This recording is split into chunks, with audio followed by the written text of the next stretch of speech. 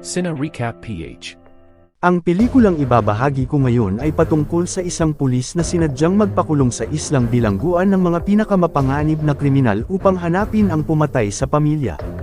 Ang pelikulang ito ay ang South Korean action thriller film na ipinalabas 2018 na pinamagatang Revenger. Bago tayo magpatuloy, paki-like ang video at mag-subscribe na din sa channel na ito. Maraming salamat. Ang Sura Island ay ang isla na ginawang bilangguan ng mga kriminal na may hatol ng kamatayan. Walang katahimikan sa buong lugar dahil may naghahari sa isla na nililipol ang mga mahihina. Pero ang tinatawag na mahina ay lumalaban rin para sa kanilang kaligtasan, kabilang rito si Mali na mayroong anak na si Jin na lagi niyang inililigtas mula sa mga naghahanap sa kanila. Mag-isa lang si Mali na lumalaban kaya pinatakas na niya ang anak upang iligtas nito ang sarili. At hinarap ang napakadaming tauhan ng nagngangalang Carlos Kun ang kriminal na nagkokontrol sa isla, ngunit masyadong marami ang mga ito dahilan nang nahuli si Mali at ang anak. Pero may bagong bilanggo na dumating sa isla na nagngangalang Kim Yul na nakabalot ang mga kamay. Inatake nila ito ang hindi nila alam bihasa ang kakadating lang na bilanggo sa pakikipaglaban at agad napabagsak nito ang lahat. Matapos mailigtas ang bata agarang itong tumakbo pabalik sa ina. Kasalukuyan namang nilalabanan ni Mali ang lalaki na balak silang hulihin ngunit nanghihina na ito. Dumating ang bata upang tulungan ang ina pero wala din itong nagawa sa kriminal. Biglang lumapit ang bagong bilanggo upang pigilan ito sa tangka sa bata at hinanap si Kun. Tumatawa lang ang kriminal na balak niya pang lumaban kaya doon na tinuluyan ni Yul ang bilanggo. Malubha ang kalagayan ni Mali mula sa pag-atake sa kanya. Kaya humingi ng tulong si Jin sa bagong dating kapalit ituturo niya ang kinarunan ni Kun at agad pinakawalan sa pagkakagapos. Nangako rin ang bata na sasabihin kung nasaan ito dalhin lang ang ina sa kanilang mga kasamahan, sumang-ayon si Yul at dinala ang walang malay na bilanggo na naglakbay sa malawak na bulubunduking isla sa sikretong lugar. Pumasok ang bata sa isang kuweba at pagdating sa dulo mayroong maliit na komunidad ng mga bilanggo ang naninirahan. Ang isa sa namumuno sa lugar na si Bao nagalit sa bata sa pagdadala ng tagalabas na maglalagay sa kanila sa panganib, ipinaliwanag ni Jin na iniligtas sila nito at nang malaman na sugatan si Mali agad nila itong dinala sa loob para magamot. Ngunit hindi pumapayag ang mga taga roon na manatili ang tagalabas, pinigilan sila ng bata pero ayaw magpaawat ni Bao na gusto pang magpakitang gilas sa lahat. Tinawag siya ng bata upang unahin ang ina para gisingin ang matandang manggagamot dahil madalas itong wala sa sarili, bumabalik lang ito sa katinuan pag nahalikan at ipinaalam ang kalagayan ni Mali. Nasa labas naman si Yul na iwan na binigyan ng makakain ng isang bata ngunit pinapalayo ito ng ama, sa loob kasalukuyan ng ginagamot ng matanda si Mali sa kanyang mga sugat. Pinapagalitan naman ni Bao ang bata dahil sa kanya nalalagay sa kapahamakan ng ina. Gusto kasi ni Jin mapatay si Kun upang ipaghiganti ang ama na pinatay ng kriminal. Nasabi ng bata na hinahanap rin ng lalaki si Kun na ikinagulat ng mga ito at inalam ang kanyang dahilan pero hindi ito sumagot. Naniniwala naman ang bata na mabuting tao ang bagong bilanggo. Nang lumalalim na ang gabi, lasing na lumapit si Bao kay Yul para alamin kung bakit niya hinahanap si Kun dahil nagkalat ang mga tauhan nito sa buong isla para hulihin sila at paglaruan sa kapinapatay. Hindi pa din nagsasalita si Yul, gusto naman itong tapusin na lang ni Bao upang hindi na maghirap sa isla pero nang lalapit siya pinatulog ito ng bagong bilanggo, nang magpahinga na si Yul na panaginipan niya mula sa nakaraan ang dahilan kung bakit siya napadpad sa isla. Kinabukasan nagising na si Mali na nasa maayos na ang kondisyon, wala siyang maalala sa mga nangyari kaya balak sanang angkinan ni Bao ang pagkakaligtas sa kanya pero sinabi ng bata ang katotohanan. Ngunit kilala pala ni Mali si Yul dahil ito ang dahilan kung bakit siya napadala sa isla. Isang pulis si Yul ng Interpol na nag-iimbestiga sa mga international crime, ang ipinagtataka nila kung bakit siya naroon sa isla. Wala itong sinabing dahilan gusto niya lang malaman ang kinaroroonan ni Kun at mawawala na siya, itinuro naman ni Mali ang direksyon ng hinahanap nitong kriminal. Agarang umalis si Yul para sa kanyang misyon habang pinagtatawanan siya ng lahat dahil pagpapakamatay ang balak nito. Gustong sumama ng bata pero pinigilan ito ng inangunit ng malingat sila tumakas si Jin para sundan ng pulis. Habang naglalakad si Yul sa gubat dumating ang bata pero bigla itong nahuli sa bitag. Sinabi ng bata na may alam siyang shortcut na mas mabilis at handa siyang samahan ito upang maipaghiganti ang ama. Dahil dito isinama ni Yul ang bata para ituro ang shortcut na daanan. Pagdating sa lugar natagpuan nila roon ang mga itinapon na patay na katawan at nakilala ni Jin ang isa na nag-aagaw buhay. Ngunit biglang may dumukot sa bata na hindi na niya nahabol pa, may nakitang laruan si Yul na naalala ang kahalintulad sa kanyang anak. Habang nakasunod rin si Mali at ang kanyang grupo para hanapin si Jin pero natatakot si Bao lalo na sa kanilang kakaharapin. Pinuntahan ni Yul ang kalapit na lumang gusali na may naririnig na ingay sa loob. Pagpasok isa pala itong bilangguan kung saan kinukulong ng grupo ni Kun ang mga nahuhuli nila sa isla. Nang makita siya ng isa sa mga bantay, inatake siya nito pero mabilis niya lang napabagsak ang lalaki maging ang iba pang naroon na sinusubukan siyang pagtulungan. Nagpatuloy si Yul at nakita ang iba pa na bihag ang isang babae. Napalaban siya sa mga ito saka pinabagsak isa-isa upang iligtas ang mga walang kalaban-laban hanggang sa marating ang silid na may mas marami pang naghihintay. Nakaharap niya ang mga naroon kung saan napakahusay niya sa mga galawan ng martial arts at napatumba ulit ang lahat, ngunit wala pa din doon ang bata na kanyang hinahanap. Inikot niya pa ang compound kung saan hawak ito ng banyagang namumuno sa buong lugar. Nang marinig niya ang bata agad itong sumugod sa kanilang kinaroroonan na pinapalibutan ng marami. Inatake si Yul ng mga ito pero isa-isa niyang napatumba ang mga kalaban, muntikan pa itong tamaan pero iniligtas siya ng bata at agad itinumba ang mga natitira. Ang namumuno sa grupo napahanga na lang sa husay na ipinakita nito sa laban. Nagkaharap ang dalawa kung saan mayroon din itong ibubuga sa martial arts pero hindi rin ito nagtagal sa pulis. Ipinakita ni Yul ang kanyang galing at tinapos sa harap ng bata.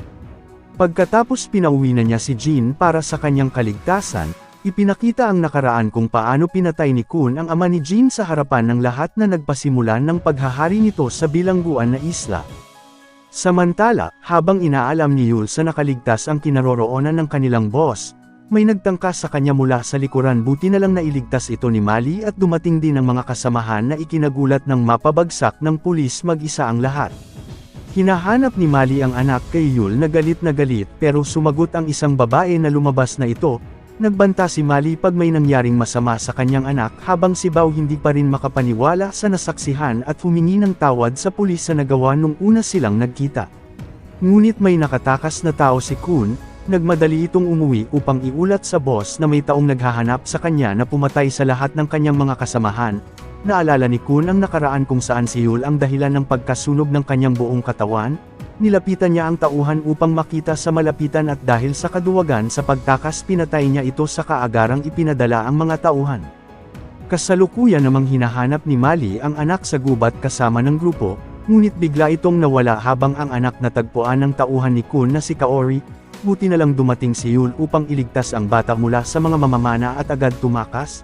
Nakasunod din roon si Mali na nasaksihan ang pagligtas ng pulis sa kanyang anak patungo sa loob ng abandonadong gusali. Pinalibutan ng grupo ang labas habang pinapasok ng iba ang loob, sugatan naman si Yul mula sa tama ng palaso nang iligtas niya ang bata. Pinaulanan sila ng mga ito sa loob pero nagawang makapagtago ni Yul, at napatay ni Mali ang ilan gamit rin ng kanyang pana. Inakala ng mga ito tumakas ang kanilang hinahabol, ngunit nakaramdam si Kaori na naroon lang ito sa loob at pinatamaan ng pana ang isang tambak pero walang gumagalaw. Nang mapansin ang pagkamatay ng mga kasamahan na agaw ang atensyon nito kung saan tinitiis lang pala ni Yul ang tama sa kanyang likuran upang hindi mahuli. Hinanap ni Kaori sa labas ang pumatay sa kanyang mga kasama, lumabas si Mali pero naiharang nito ang tauhan at nagkaharap ang dalawa. Agad nagtago ang mga itong ngunit may nakita si Kaori at pinatamaan ng pana. Nang lalapit siya para tingnan kasamahan niya pala ang tinamaan, doon na lumabas si Mali kung saan nakahanda na ito at agad pinakawalan ang palaso na pumatay sa kriminal. Matapos nito agarang hinanap ni Mali ang anak sa loob, sumagot ang bata at natagpuan doon si Jin kasama si Yul na walang malay na nagligtas sa kanya. Sandaling tinulungan ito ni Mali kahit galit siya sa pulis sa pagpadala sa kanya sa isla. Ngunit mayroong lason ang palaso na tumama kay Yul na magdadala ng panganib sa kanyang buhay. Dumating din ang iba pa na kanina pa sila hinahanap, nalaman ng mga ito na ang pulis ang nagligtas kay Jin ngunit balak na sanang umalis ni Bao, pero pinigilan siya ng bata upang tulungan ito na iniligtas siya. Nakiusap rin ang bata sa ina hanggang sa dumating ang napakaraming tauhan ni Kun sa labas, wala na silang pagpipilian kaya pumayag na si Mali. Upang makalabas, kinuha ni Bao ang atensyon ng mga kalaban para makatakas sila.